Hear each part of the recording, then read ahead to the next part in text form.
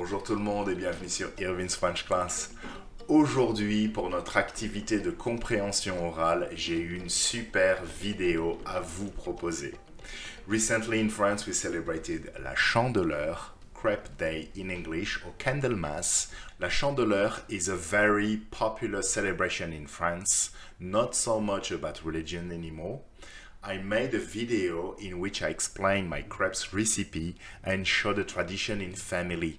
Check it out if you want to discover more about that celebration. So today's video is from a channel that I love to use in class. It's called Météo à la carte from France Télévisions. They have great short documentaries that I strongly recommend you on various French cultural aspects. The video we are going to watch is of course about La Chandeleur and is taking us to the city of Quimper in the Bretagne region, which is the land of crepes.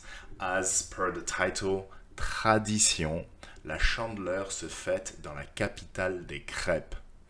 The level of the video and the questions is from roughly A2 to B2. Of course, if you have a higher level, it's always good to watch it and answer the questions. As we did in a previous video of the series, we are going to watch the video for the first time and then repeat the video to answer the questions progressively with pauses. While we do that, we'll also make comments on some cultural aspects and offer some grammatical revisions. So here are the 10 questions. Quelle proportion de Français célèbre la Chandeleur? Pourquoi la place centrale de Quimper s'appelle-t-elle la place au beurre? So place, be careful, it's usually a false friend, okay? So it's not place, it's square here. Pourquoi la place centrale de Quimper s'appelle-t-elle la place au beurre? Beurre, I'm sure you know that one. Butter, of course. Comment s'appelle la plaque sur laquelle on fait les crêpes? Yes, so at some point we cook them, and how do you call what we use to cook them? It's called une plaque, but it has a name. It's in Breton language, actually. Quelle est la particularité de la place au beurre à Quimper? So that square is renowned for something. Quelle sorte de blé Ben et Kevin utilisent-ils pour faire leurs crêpes? Okay, quelle sorte de blé? Blé, c'est wheat en français, okay, ou en anglais, pardon. Pour faire leurs crêpes, okay, so they use a special kind of wheat. Quels sont les ingrédients de la pâte à crêpes? So pâte, it's the dough, right, or the batter, rather. Quels ingrédients composent la complète? Okay, so if you go in any crêperie in France, that one is going to be probably offered. It's the most popular one. Okay, la complète, it's called. So what do you put in la complète? Quels ingrédients composent la complète? Traditionnellement, que mangent les Bretons le vendredi? Okay. Dans le Finistère, okay, Finistère is one of the departments in the Bretagne, region, one of the departments. Dans le Finistère is the one of Brest, actually. On dit crêpe ou galette, okay? Which vocab do we use in the Finistère département? Crêpe ou galette? Selon Ben et Kevin, comment doivent être les crêpes? So here we are expecting some adjective to describe them. Okay, how should they be? Let's do the first viewing of the video, and then we're going to answer the questions progressively. Okay, and don't forget to let me know in the comments how many answers you've got right, and if there were any sorts of difficulties. C'est parti.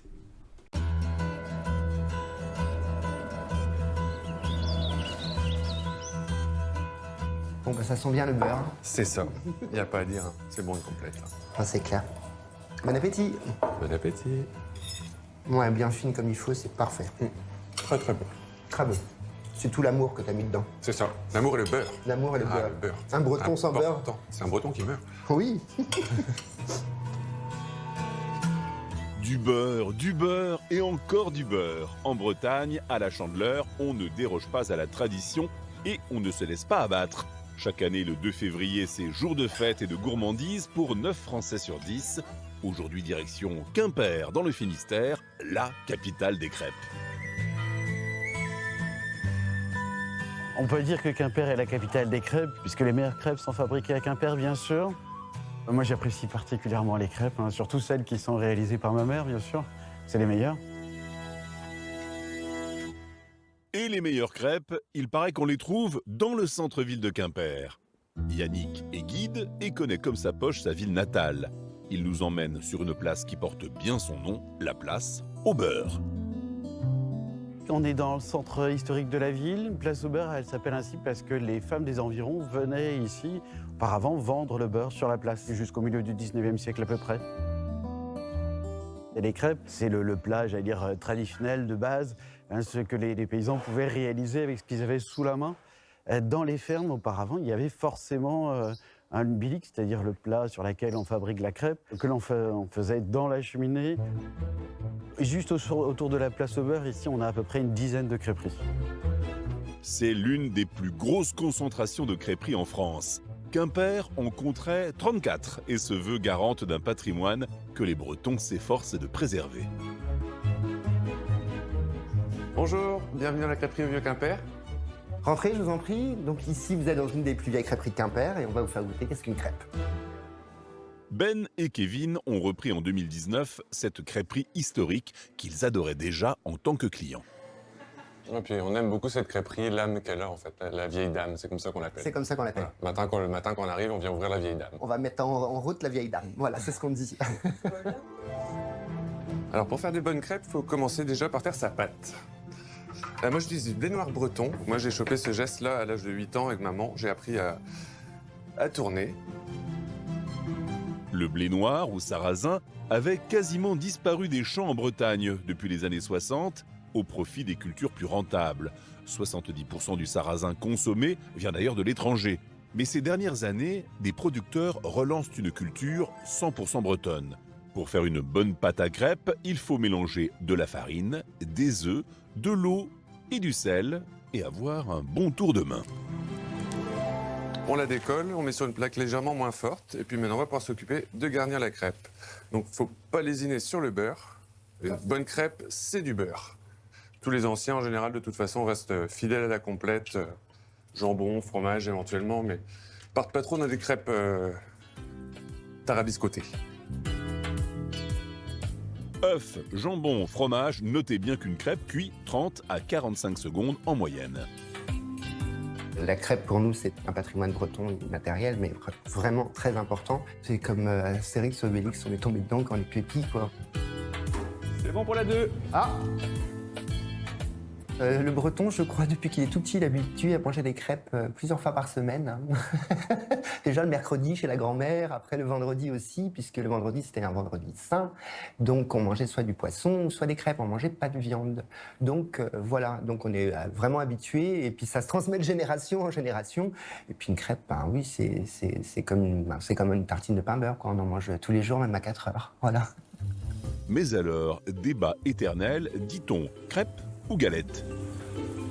Donc tout ce qui est Morbihan, Ille-et-Vilaine, Côte d'Armor, là vous avez des crêpes qui sont, enfin ils appellent ça des galettes. Donc pour eux le blé noir égale la galette. La galette c'est épais, c'est pas beaucoup cuit.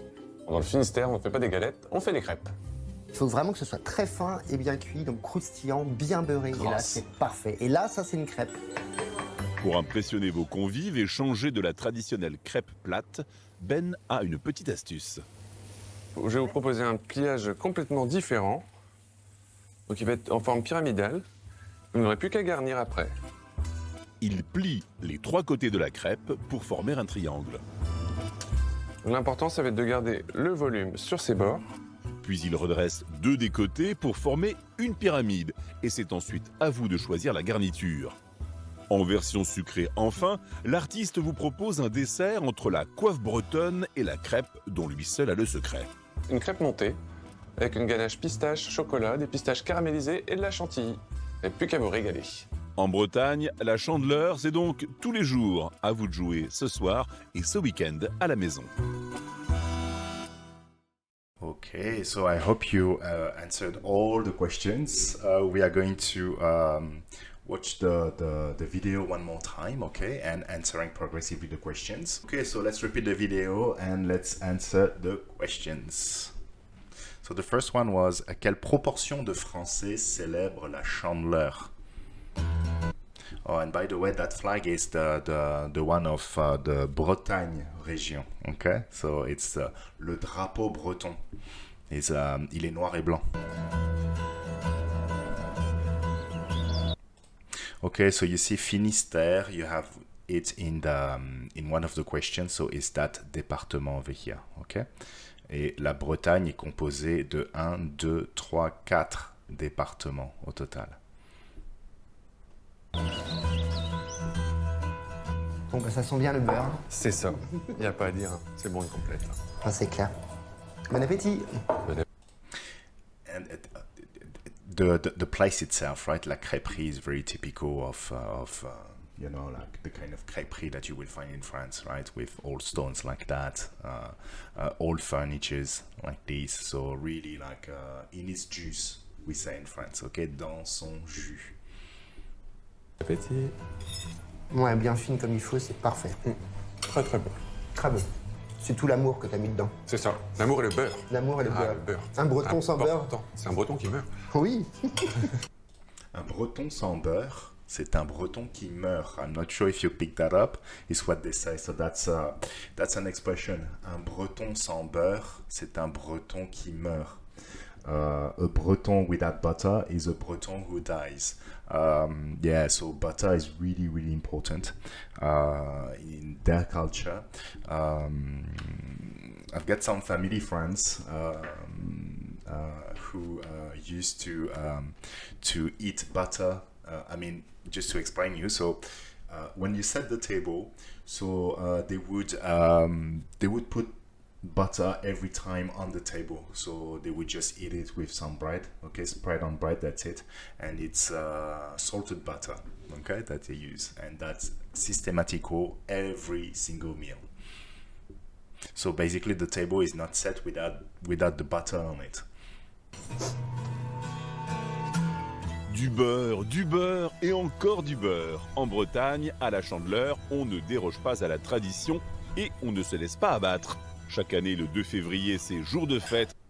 Chaque année, le 2 février, yeah, so la Chandeleur, c'est le 2 février tous les ans, regardless the day, okay? So this year in 25, it was on Sunday, I think, so I did it in family, and check out my video again. We did it this way, and one more time, so it's every year the same, so although I make crepes every weekend for my kids. Yeah, so the 2nd of February, I believe it's 40 days after l'Épiphanie, okay? It's when we eat the king's pie, remember, la galette des rois. So that's why it's a very precise date. Et de gourmandise pour 9 Français sur 10. Aujourd'hui, direction Quimper, dans le Finistère. And sorry, we missed one of the answers. Chaque année, le 2 février, c'est jour de fête et de gourmandise pour 9 Français sur 10. Pour combien de Français? Alors, what did they say in the video? Pour 9 Français sur 10. Ok, quelle proportion de Français célèbrent la Chandeleur?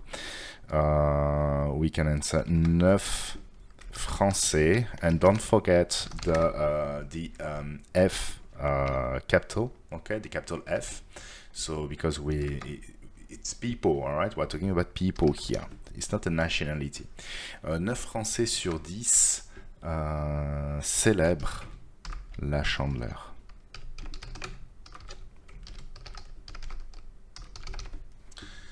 Ok. Let's carry on.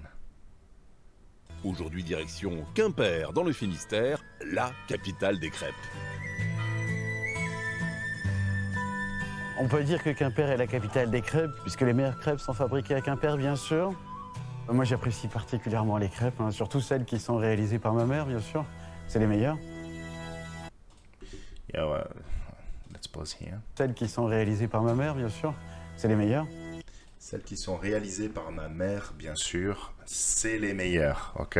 So, les crêpes de sa mère, c'est les meilleures. So, first note, it's not a grammatical mistake, right? It's spoken French, don't forget. So, he should have said, ce sont les meilleures, ok? But saying, c'est les meilleures in a singular way, even though les crêpes he was talking about is plural, okay? That's fine, you can do that, okay? It's in spoken French, but technically it's a grammatical mistake, okay? And no, sorry, so the best crepes are, I would say my mom's, but now since I make them quite extensively for my kids every weekend, the best crepes are mine, sorry. Et les meilleures crêpes, il paraît qu'on les trouve dans le centre-ville de Quimper. Yannick est guide et connaît comme sa poche sa ville natale. Il nous emmène sur une place qui porte bien son nom, la place au beurre. On est dans le centre historique de la ville. Place au beurre, elle s'appelle ainsi parce que les femmes des environs venaient ici, auparavant, vendre le beurre sur la place jusqu'au milieu. Okay, so that one was a bit complicated to be honest to pick up. So, pourquoi la place centrale de Quimper s'appelle-t-elle la place au beurre? So he said parce que. So first the question starts with pourquoi. So the answer should start with parce que. Parce qu'autrefois, back in the days, okay, les femmes, and that was a work for females, okay. Les femmes des environs, that's what he said, okay, of the surroundings, okay, the regions or the cities around, okay, the villages around, les environs. Comment on pourrait dire en français used to come there, okay, or here? What pronoun would you use to replace a complement of place? Do you remember? So that would be just one letter, the E pronoun. Les femmes des environs y venaient, and we're going to use the imperfect here, used to, okay, they used to come here. Les femmes des environs y venaient in order to, or for, okay, pour vendre, to sell, vendre leur beurre. So they would make butter in their farms, okay, and then come to that square in the city center, in the historical city center, to sell it. Comment s'appelle la plaque sur laquelle on fait les crêpes? Du 19e siècle à peu près. Et les crêpes, c'est le plat, j'allais dire, traditionnel de base, hein, ce que les paysans pouvaient réaliser avec ce qu'ils avaient sous la main. Dans les fermes, auparavant, il y avait forcément un bilic, c'est-à-dire le plat sur lequel on fabrique la crêpe, que l'on faisait dans la cheminée. Ok, so, comment s'appelle la plaque sur laquelle on fait les crêpes? La plaque s'appelle, and it was written on the video, but with actually a spelling mistake, I check it out. La plaque s'appelle, okay, so out of my research, I found that it could be masculine or feminine, so I'm not too sure, you know, if in some part of Brittany they would use it as a masculine or feminine. I'm not quite sure about that. But both are acceptable, apparently. La plaque s'appelle un ou une bilig. Okay, and what I've seen as spelling is double L. Okay, in the video there was just one L. Une bilig, and that's a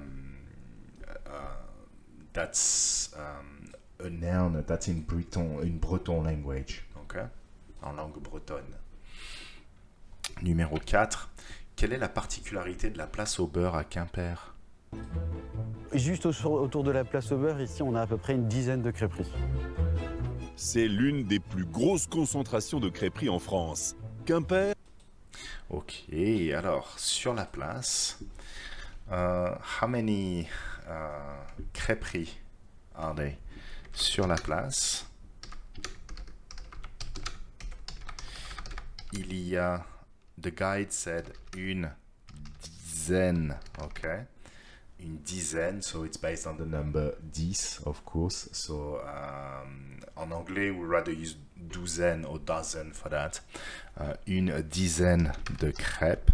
But I reckon in French is the one that we use most commonly. So douzaine will be used for 8, for example. But if you say like numerous, okay, like many, roughly 10. So dizaine will be the one that we use more often. Une dizaine de crêperies, with an S of course. C'est the commentator, okay, the voiceover said c'est la plus grosse concentration de crêperies en France. Yeah, apparently. Ok. C'est la plus grosse concentration de crêperies en France. Quelle sorte de blé Ben et Kevin utilisent-ils pour faire leurs crêpes? On compterait 34 et se veut garante d'un patrimoine que les Bretons s'efforcent de préserver. Bonjour, bienvenue à la crêperie au Vieux-Quimper.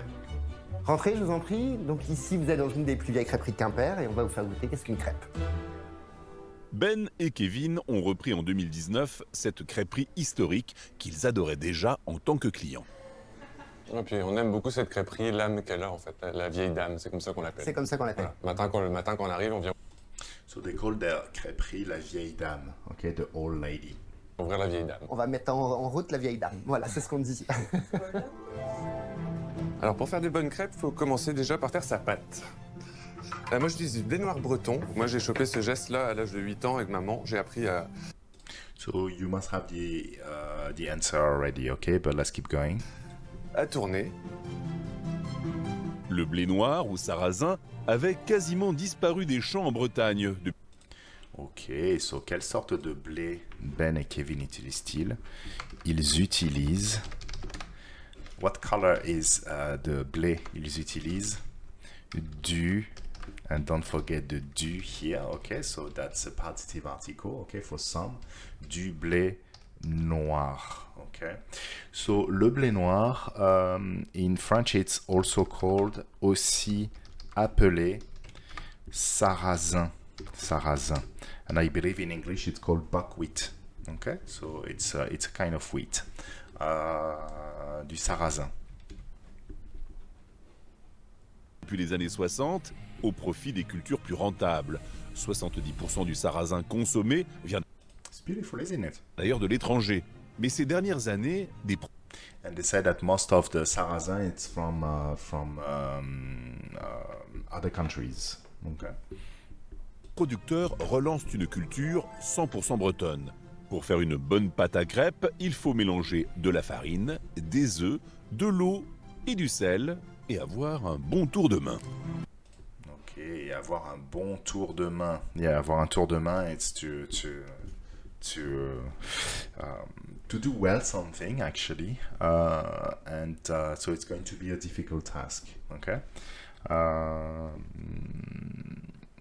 Ok, so les ingrédients. Il faut. Ok, il faut. It's necessary. Il faut. Did you pick up the first one? De la farine, of course. So either you use the sarrasin flour, the buckwheat flour, like in the video, or just a normal flour. So once again, so you can check out my video if you want to know my recipe, where I use normal flour to make sweet crepes. Because yeah, le blé noir. So you know, mostly in France, le blé noir would be used for savory crepes rather than sweet. But yeah, it's when you do them at home, I'd say. Okay. De la farine. What else? Yeah, the second one was des œufs. Yeah, very good. Des œufs. For the liquid part, so it's de l'eau. Yeah, and the last one was du sel. Okay, très bien. So only 4 ingredients, right? It's pretty simple, okay? It used to be like a dish, like like every traditional dish in France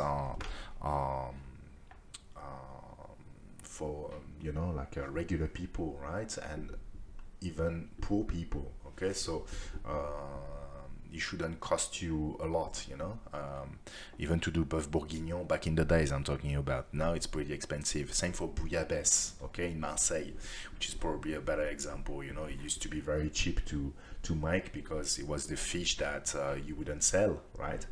The fishes that you wouldn't sell, but now, if you want to eat a good bouillabaisse in Marseille, it's like, I don't know, 50, 60 euros per head. So it's really expensive now, but it used to be a very cheap dish. So yeah, very simple. Mine is a little bit more complicated. Yeah, instead of de l'eau, there is du lait, okay, milk, and a few more things. Once again, check it out. Check out my video. Il faut de la farine, des œufs, de l'eau et du lait. And here, I mean, it's a magical answer for, French teachers, because you have all the kind of partitive articles you can use in French. So, de la farine is not contracted, it's feminine, okay, de la. Des œufs, un œuf, des œufs, yeah, once, as a reminder. So, then des is plural, okay. Is the plural partitive article. De l'eau, okay, with the L apostrophe is decontracted also, yeah, because O starts with a vowel, okay, de l'eau. And du sel, yeah, and sel is masculine, and we use du because it's the contraction of de and le together, okay. De le is impossible, remember, so you must use du, okay, for masculine. Quels ingrédients composent la complète? Now we are going to talk about a specific kind of crepe, okay? And what do you put inside la complète? On la décolle, on met sur une plaque légèrement moins forte, et puis maintenant on va pouvoir s'occuper de garnir la crêpe. Donc faut pas lésiner sur le beurre. Une bonne crêpe, c'est du beurre.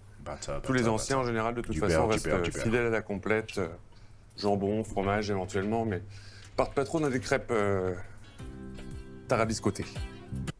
Okay, a few vocab here. Tarabiscoté. That's what he said. Oh, we're going to go back to the ingredients, don't worry. Tarabiscoté.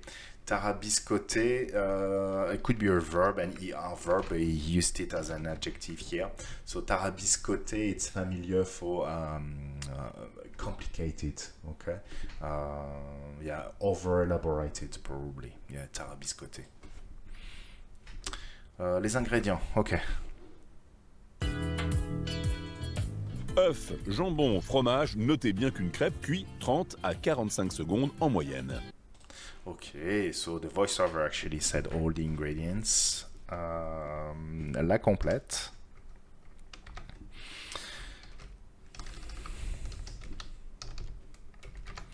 Se compose, and once more, yeah, when you answer questions like that, so reuse the terms of the question, it's better. La complète se compose, and be careful, right? So I almost did the mistake myself. So in the question, so the verb is in its plural form because the subject is les ingrédients, okay? But if you answer this way, la complète se compose, okay? It's a form you can use in French, like compose itself, okay? Is composed of. It's a reflexive with a sense of, which could be translated as a passive form in English. La complète se compose d'œufs, okay? Or just one egg, actually. Maybe we should put just un œuf, okay? D'un œuf, de jambon, ok, jambon, ham, et de fromage, bien sûr, ok, wouldn't be France otherwise, et de fromage. So d'un œuf, de jambon et de fromage. And these guys here are not partitive articles, right? So they are linked to the verb se composer de quelque chose. Okay, that's why the de remains like that. Okay, so it's because of the verb that is used. Traditionnellement, que mangent les Bretons le vendredi? La crêpe, pour nous, c'est un patrimoine breton immatériel, mais vraiment très important. C'est comme Astérix, Obélix, on est tombé dedans quand on est petit, quoi. Okay, just a reference to Asterix and Obelix. Maybe you know it's a comic, right? Asterix et Obelix. And he said, okay, crêpe is part of the Breton patrimony, but also the French one, okay, by extension. He said, on est tombé dedans, we fell into it. Quand on était petit, when we were kids, okay, a child. So it's a reference to the comic where Obelix, you know, is the big dude who is very strong because he fell in the barrel of the magical potion when he was a kid. So that's why he's always strong. Yeah. C'est bon pour la 2. Ah Le breton, je crois, depuis qu'il est tout petit, il est habitué à manger des crêpes plusieurs fois par semaine. Déjà le mercredi chez la grand-mère, après le vendredi aussi. So le mercredi chez la grand-mère, why? Because many French kids would be picked up, you know, well, back in the days, right? When you used to go in the local school by the grandparents. So yeah, and grandparents, what they do is they make crepe for kids, right? So that's why on the Wednesdays in Brittany they usually eat crepe, but also on the Friday, as he's going to say. Let's rewind a little bit. Plusieurs fois par semaine. Déjà le mercredi chez la grand-mère, après le vendredi aussi, puisque le vendredi c'était un vendredi saint. Vendredi saint, ok, for Christian people. Donc on mangeait soit du poisson, soit des crêpes, on mangeait pas. Ok, fish or crêpes. Ok, traditionnellement, que mangent les Bretons le vendredi? Ils mangent du poisson, ok, the partitive article for masculine, du poisson ou des crêpes. Yeah. So it's so encoded in their culture that it's even, you know, like something that is part of the religious celebration or habits or traditions. Pas de viande. Donc voilà, donc on est vraiment habitué et puis ça se transmet de génération en génération. Et puis une crêpe, ben oui, c'est comme une tartine de pain beurre, quoi. On en mange tous les jours, même à 4 heures. Voilà. Mais alors, débat éternel, dit-on crêpe ou galette? Donc tout ce qui est Morbihan, Ille-et-Vilaine, Côte d'Armor, là vous avez des crêpes qui sont, enfin ils appellent ça des galettes. Donc pour eux le blé noir égale la galette. La galette c'est épais, c'est pas beaucoup cuit. Dans le Finistère, on ne fait pas des galettes, on fait des crêpes. Il faut vraiment que ce soit très fin et bien. Ok, so dans le Finistère, on dit crêpe, ok. Yeah, you can just answer like that. On dit crêpe. Yeah, what they've explained is that in the other 3 departments of the Bretagne region, they use galette actually, and Finistère is the only one that use the word crêpe. Okay. Yeah, go figure. It's like that, right? It's like a pain au chocolat and chocolatine, pretty much. So it's a strong marker of identity, and they gently fight over it. And yeah, it's to say, okay, I'm from Finistère, sorry, and so that's why I'm saying crêpe and not galette. Yeah.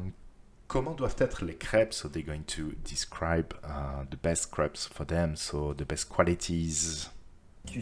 Dans le Finistère, on ne fait pas des galettes, on fait des crêpes. Il faut vraiment que ce soit très fin et bien cuit, donc croustillant, bien beurré. Et là c'est parfait. Et là ça c'est une crêpe. Oh wow, so they a lot of adjectives being said here. So elles doivent, the crêpes, okay, elles doivent être. So what did they say? Être fine, okay. And yeah, by the way, all the adjectives you're going to use After that, should be in feminine and plural form. Okay, so doivent être fines. What else did I hear? Bien cuites. Okay, well cooked. Okay. What else? They were croustillantes. Okay, in a feminine, you need to pronounce the t, otherwise you wouldn't, right? In a masculine, croustillant, croustillante. Okay, so for crunchy, right? The guy in the back said also grasse. Okay, grass is like fatty. Okay, and it's because of the butter that they put also on the sides, and that's how on the edges. So that's why they are croustillant, by the way. And the last one was, and again, about butter. So the adjective for buttered is beurré en français. And it's an E adjective, okay, with an accent, so you need to add an extra E for feminine and an S, okay? So, elles doivent être fines, bien cuites, croustillantes, grasses et bien beurrées. That's it. Pour impressionner vos convives et changer de la traditionnelle crêpe plate, Ben a une petite astuce. Je vais vous proposer un pliage complètement différent. Donc il va être en forme pyramidale. Un pliage, so a folding, right? Un pliage, because usually it's in square, so you put back, you know, the edges of the circle, so it makes it into a square. So it's usually how it's done. So it's going to do something more original than that. Vous n'aurez plus qu'à garnir. Maybe too tarabiscoté, in my opinion, but yeah. Ouais. Il plie les trois côtés de la crêpe pour former un triangle. L'important, ça va être de garder le volume sur ses bords. Puis il redresse deux des côtés pour former une pyramide. Et c'est ensuite à vous de choisir la garniture. En version sucrée enfin, l'artiste vous propose un dessert entre la coiffe bretonne et la crêpe dont lui seul a le secret. Okay, so the voiceover say it looks like une coiffe. Coiffe, it's a kind of hat, like a traditional hat, and la coiffe bretonne is really well known. So it's the traditional, let's say, costume or outfit, right, of this region, and they still wear it for, you know, celebrations and festivals. And the hat that women put on looks very much like that. So the form, right? Because it's all made of out of dentelle, yeah, which is a very traditional fabric in this region and also the north of France. So it's made out of dentelle, so it's white and very long like that. So yeah. I've put a picture for you to see how it looks like.